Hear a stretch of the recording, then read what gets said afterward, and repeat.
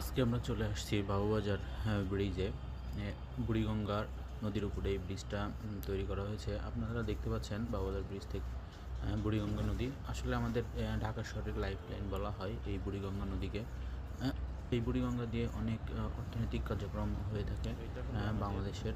এটা একটি pedal steamer যেটা অনেক পুরাতন, বাংলাদেশে হয়তো দু একটা আছে।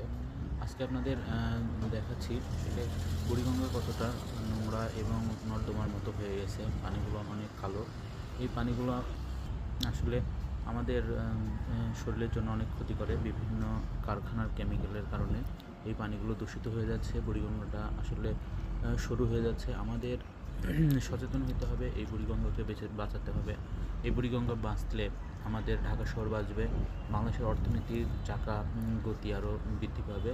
তাই সবাই মিলে আওয়াজ তুলতে হবে, বুড়িগঙ্গা বাঁচাও, দেশ বাঁচাও। সবাইকে অনেক ধন্যবাদ।